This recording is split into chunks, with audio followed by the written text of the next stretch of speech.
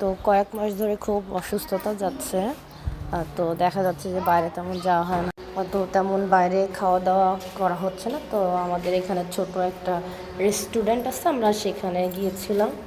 তো কিছু খাওয়ার চেষ্টা, মানে অসুস্থ হয়ে কিছু ভালো লাগে না, তো পুরি এবং পুরীর সাথে যে ডালটা থাকে সেটা আমরা অর্ডার করলাম। এবং কিন্তু অনেক টেস্ট ছিল। ওরা আমাদের একটু পরিচিত, হালকা পাতলা, বাট হলে ওদের অনেক খাবারটা মজা হয়। সো আমরা কিছু এক্সট্রা যে সস থাকে, পেঁপে এবং এগুলো আর একটু সালাদ, এসব মিলে একসাথে অর্ডার করছিলাম।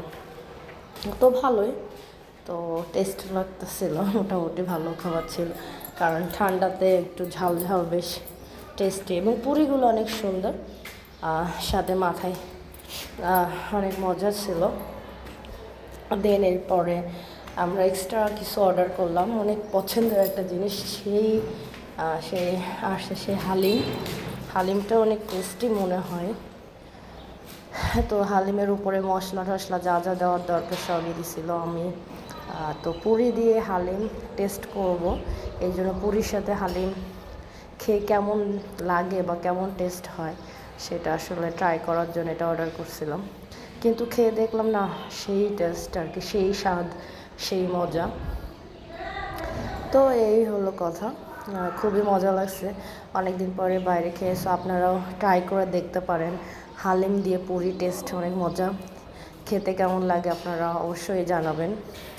একদিন টেস্ট করে দেখবেন যে আসলে হালিম দিয়ে পুরি দেখে কেমন লাগে। তো মোটামুটি আমাদের কাছেও ভালো লাগছে, আমরাও খাইলাম। তো আমার গলার অবস্থা অনেক খারাপ, গলায় ঠান্ডায় বসে গিয়েছে, যেটার জন্য আসলে কথা বলতেও আমার অনেক কষ্ট হচ্ছিল। তো এই জন্য একটু ঝাল ঝাল কিছু খাওয়ার জন্য আমরা হালিমই অর্ডার করছিলাম অ্যাকচুয়ালি। সো অনেক মজা লাগছে, খাবারটা অনেক ভালো ছিল।